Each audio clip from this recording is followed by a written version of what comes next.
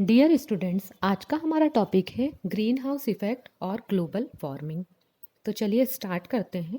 The term green house was first introduced by J Fourier in 1827।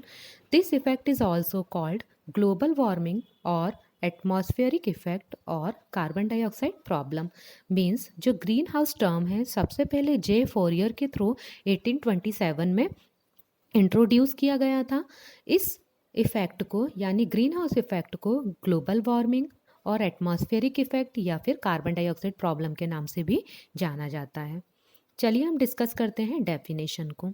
Green house effect is warming up of earth surface due to increase in man made carbon dioxide in the atmosphere and is also called as global warming. Green house effect is the phenomena due to which the earth retains heat. Means man made activities के कारण atmosphere में carbon dioxide का increase होना या carbon dioxide percentage का increase होना ही green house effect कहलाता है। ग्रीन हाउस इफेक्ट एक ऐसा फिनोमिना है जिसमें अर्थ का जो टेम्परेचर है वो कंटिन्यू इंक्रीज होता जाता है। नेक्स्ट हम बात करते हैं ग्रीन हाउस गैसेस के लिए। वैसे एटमॉस्फेयर में डिफरेंट टाइप की गैसेस ग्रीन हाउस इफेक्ट के लिए रिस्पॉन्सिबल होती है, बट मेनली 4 टाइप्स की जो गैसेस हैं वो ग्रीन हाउस इफेक्ट में अपना मेन कंट्रीब्यूशंस देती हैं। फर्स्ट है कार्बन डाइऑक्साइड जो कि ग्रीन हाउस इफेक्ट में 60% कंट्रीब्यूशन देती है। मीथेन जो कि 20% कंट्रीब्यूशन देती है। नाइट्रस ऑक्साइड 6% एंड क्लोरोफ्लोरोकार्बन अपना 14% कंट्रीब्यूशन ग्रीन हाउस इफेक्ट या ग्लोबल वार्मिंग में शो करती है। नेक्स्ट है sources of green house gases. Means जो एटमॉस्फेयर में ये गैसेस हैं उनके कौन कौन से सोर्स हैं। तो सबसे पहले हम बात करते हैं कार्बन डाइऑक्साइड की। जो कार्बन डाइऑक्साइड होते हैं वो डिफरेंट टाइप के फॉसिल फ्यूल के कंबशन के कारण एटमॉस्फेयर में रिलीज होती है। मीथेन जो कि ट्रांसपोर्ट्स के कारण, कोल और नेचुरल गैस के यूज़ के कारण, बायोमास की बर्निंग के कारण और मेनली ये राइस कल्टीवेशन के थ्रू एटमॉस्फेयर में रिलीज होती है। मीन्स ऐसे एरिया जहाँ पर चावल की खेती की जाती है वहाँ पर चावल के खेतों से भी मीथेन गैस का फॉर्मेशन बहुत ज़्यादा क्वांटिटी में होता है। नेक्स्ट है नाइट्रस ऑक्साइड जो कि फॉसिल फ्यूल्स की बर्निंग के कारण एंड फॉरेस्ट फायर के कारण एटमॉस्फेयर में एमिट होती है। एंड लास्ट है क्लोरोफ्लोरोकार्बन जिसका use mainly air conditioner, refrigerants and solvents में किया जाता है। नेक्स्ट है इफ़ेक्ट्स ऑफ ग्लोबल वार्मिंग या green house effect. Green house या ग्लोबल वार्मिंग के क्या क्या इफ़ेक्ट हो सकते हैं, आइए डिस्कस करते हैं।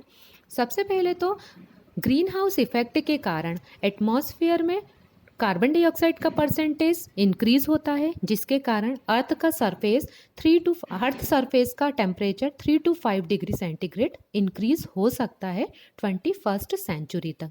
इसी तरीके से ज़्यादा टेम्परेचर इंक्रीज होने के कारण जो ग्लेशियर्स होते हैं वो मेल्ट होंगे और मेल्ट होने के बाद उनका जो वाटर है वो सी या ओशंस में मिलता है जिसके कारण सी लेवल भी इंक्रीज हो सकता है 21st सेंचुरी तक, जो कि करीब 82 फीट्स इंक्रीज हो सकता है। नेक्स्ट है in colder regions the winter will be shorter and warmer and the summer will be hotter and longer. Means greenhouse effect के कारण ऐसे एरियाज या कोल्ड एरिया जहाँ पे बहुत ज़्यादा ठंड पड़ती है, ठंडे प्रदेशों में जो विंटर है वो और शॉर्ट होती जाएगी और समर जो है वो और लॉन्ग होती जाएगी।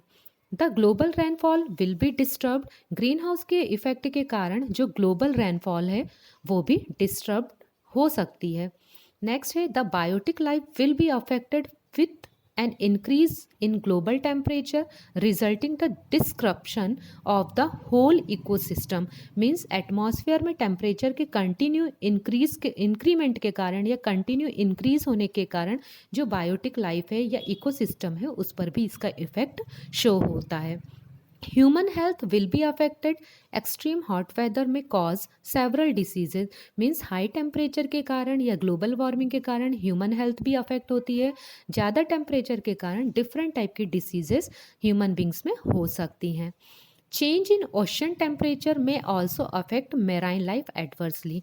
टेम्परेचर इंक्रीज होने के कारण जो ओशन वाटर है उसका टेम्परेचर भी इंक्रीज होगा जिसके कारण जो मेराइन लाइफ है मीन्स समुद्री जीवन है वो भी अफेक्ट होता है। इंसेक्ट कैरिंग डिसीज में ऑल्सो इंक्रीज, मीन्स ऐसी डिसीज़, ऐसी बीमारियां जो कि इंसेक्ट्स के कारण होती हैं वो भी ग्लोबल वार्मिंग के कारण बहुत ज़्यादा इंक्रीज हो सकती हैं। नेक्स्ट है controls of global warming, means ऐसे कौन से स्टेप्स हैं जिसके कारण हम ग्लोबल वार्मिंग को कंट्रोल कर सकते हैं। तो स्टार्ट करते हैं। फर्स्ट है reduce consumption of fossil fuels such as coal and petroleum, means different type के fossil fuels means different type के जीवाश्म ईंधनों का कम से कम यूज़ करने से भी ग्रीन हाउस इफेक्ट को रोका जा सकता है। नेक्स्ट है recovering green house gases already present in atmosphere, it means कि एटमॉस्फेयर में जो ग्रीन हाउस गैसेज पहले से ही प्रेजेंट हैं उनको ही रिकवर किया जा सके। यूज़ पब्लिक ट्रांसपोर्ट, मीन्स कि पब्लिक ट्रांसपोर्ट का यूज़ जितना ज़्यादा किया जाएगा एटमॉस्फेयर में carbon dioxide and other green house gases का एमिशन उतना ही कम होगा। ये ग्रीन हाउस इफेक्ट को रोकने के लिए एक अच्छा स्टेप हो सकता है। आप लोगों को याद होगा कि जब दिल्ली में स्मोक का परसेंटेज बहुत ज़्यादा हाई हुआ था तो वहाँ के जो सीएम थे उनने ट्रैफिक में ऑड एंड इवन नंबर का एक रूल निकाला था, जिसमें एक दिन पूरी ऑड नंबर की व्हीकल्स दिल्ली में रहेंगे और दूसरे दिन पूरे इवन नंबर्स के। इसका मेन रीज़न यही था कि जितने कम ट्रांसपोर्ट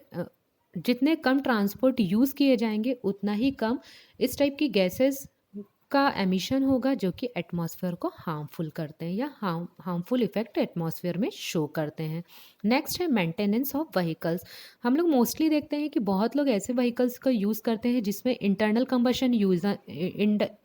कंबशन इंजन प्रॉपर तरीके से वर्क नहीं करता है, जिसके कारण साउंड तो बहुत ज़्यादा जनरेट होता ही है लेकिन एटमॉस्फेयर में डिफरेंट टाइप की टॉक्सिक गैसेस भी एमिट होती हैं।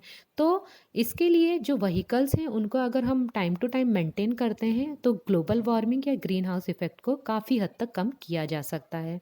नेक्स्ट है प्रिफर रिसाइकलिंग, मीन्स बहुत सारे ऐसे प्रोडक्ट्स हैं जिनके कारण ग्रीन हाउस गैसेज एटमॉस्फेयर में एमिट होती है, हो सके तो उनको जितना ज़्यादा रिसाइकल किया जाए उतना ही बेटर होता है। एंड लास्ट है use renewable energy sources like wind energy, solar energy, biogas etcetera, means कि इसका एक बहुत अच्छा स्टेप ये हो सकता है कि हम रिन्यूएबल एनर्जी सोर्सेज को यूज़ करें, जैसे solar energy, wind energy, biogas. आप लोगों ने सुना होगा कि आजकल बहुत सारे ऐसे व्हीकल्स हैं जो कि बैटरीज से चलते हैं जिनसे एयर पॉल्यूशन कम होता है। तो ऐसी कंडीशन में एयर पॉल्यूशन जितना कम होगा उससे रिलेटेड जितनी भी टाइप की प्रॉब्लम्स हैं, चाहे वो ग्रीन हाउस इफेक्ट हो या ओजोन लेयर है, उसको हम रोक सकते हैं, उसको काफ़ी कम कर सकते हैं। Thank you.